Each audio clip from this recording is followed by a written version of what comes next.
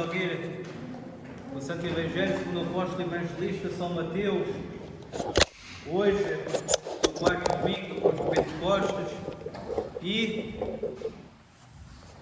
por providência de Deus, estamos todos reunidos em oração e ouvimos que Cristo se dirigiu a Cafarnaum e pelo caminho encontrou um soldado romano, um oficial romano, que tinha a patente de centurião.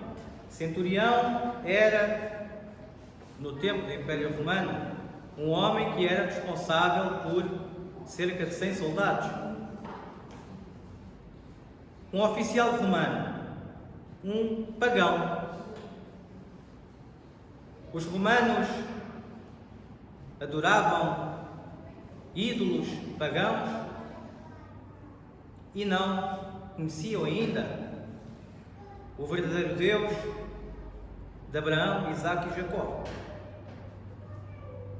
Os judeus, muito pouco, como é lógico, gostavam dos romanos, povo invasor que ocupou a Judeia, nomeou um governador e ainda cobrava impostos indevidos.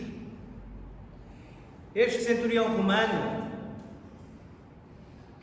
como pagão que era, tinha ouvido sobre essa pessoa chamada Messias, o Cristo, o ungido, profetizado no Antigo Testamento, e ouvindo, soube que o Mestre Divino ali iria passar. E podemos ver, queridos irmãos e irmãs, como o centurião romano, sendo pagão e não conhecendo o verdadeiro Deus, com extremo amor e cuidado com o seu próprio escravo, com o seu próprio servo que ele tinha em casa, estava doente, paralítico, não se conseguia mexer, e ouvindo que Cristo iria passar ali, com toda a humildade, pediu a Cristo para ir curar o seu servo. Queridos irmãos e irmãs, podemos ver então como é admirável a fé e a humildade de um oficial romano. Um oficial romano que nada tinha de se orgulhar de si próprio como oficial romano, nem tinha como se orgulhar e não se orgulhava sequer por estar a ocupar a Judeia e a cobrar impostos. Ele não se orgulhava disso, ao contrário dos judeus. Os judeus se orgulhavam porque era o povo escolhido. Os judeus eram o povo escolhido. E Cristo, então, respondendo ao centurião romano, disse: ok, eu vou lá à tua casa e vou curá-lo. Podemos ver que a fé deste centurião ultrapassou todos os limites devido ao amor que ele tinha pelo seu próprio servo. Cristo então até comentou, admirado, e disse: eu nunca vi tal fé em toda a Israel. Isto para dizer o quê, queridos irmãos e irmãs? Como é que Cristo, o que é que significa estas palavras? Significa que mesmo até o povo escolhido de Israel, o povo escolhido de Deus,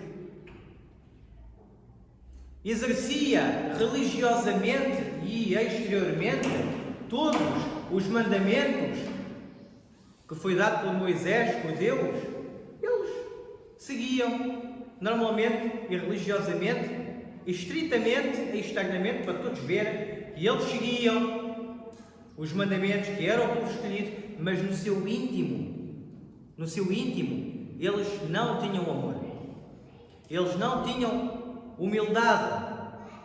E quando, tal e qual como o centurião romano, nós exercemos essa atitude de humildade, reconhecendo a nossa indignidade, reconhecendo que somos pecadores, nós buscamos então a própria graça de Deus para nós mesmos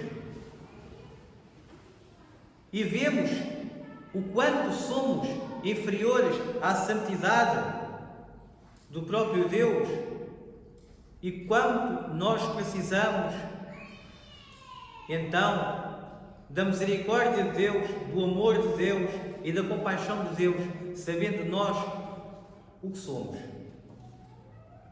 E esse centurião romano podia se orgulhar daquilo que era um oficial, um homem que mandava e que também era subordinado a outros que mandavam nele, e ele também mandava aos outros, como disse o Evangelho.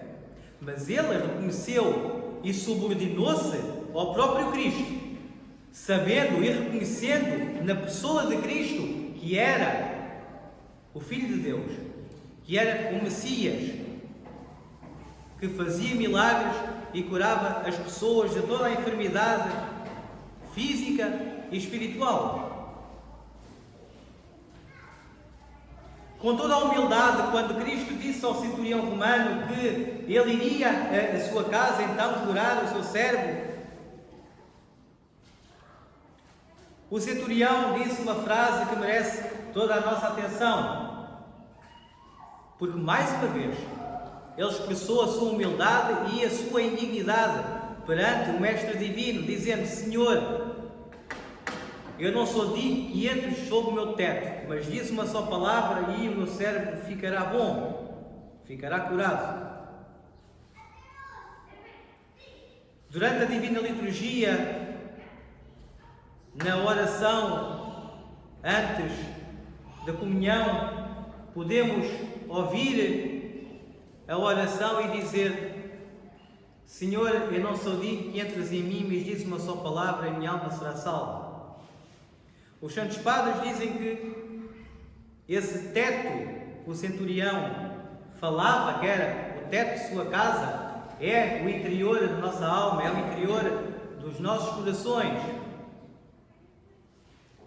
Pedindo a Deus, então, essa misericórdia e com humildade, vendo que não somos nada, vendo que somos indignos,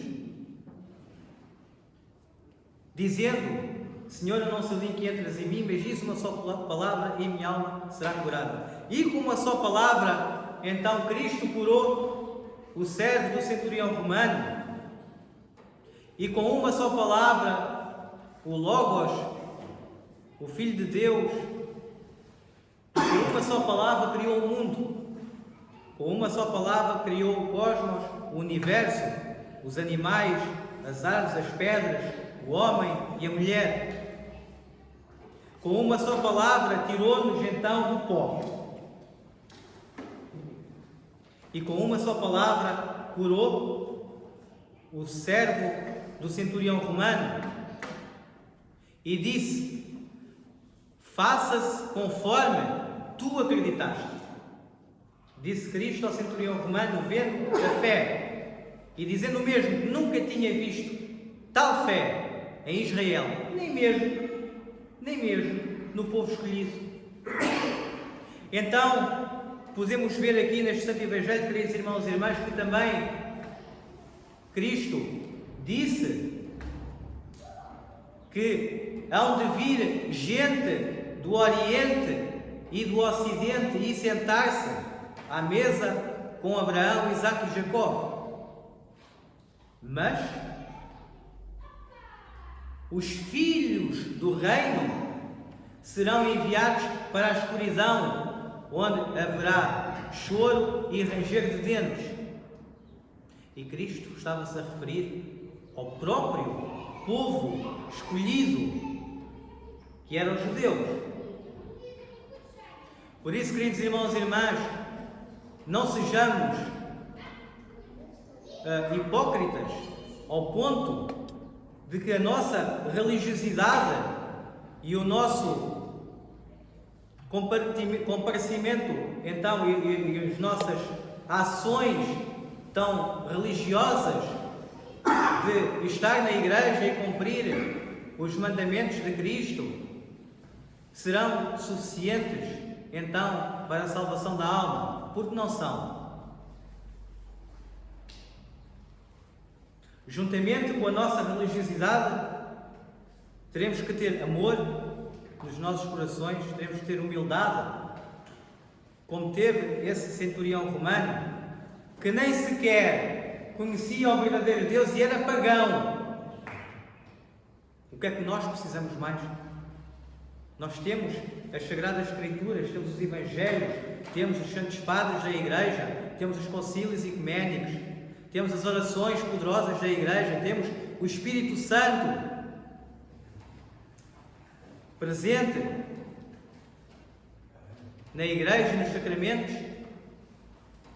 E mesmo assim, às vezes agimos como os judeus, que cumpriam tudo, mas no entanto não perdoavam o seu irmão, não o amavam, o seu próximo ou o seu inimigo. E então Cristo deixou bem explícito que aqueles todos, de todas as nações que virão do Ocidente e do Oriente, que sentar-se-iam e sentar-se-ão à mesa com Abraão, Isaque e Jacó, é todo o povo de todas as nações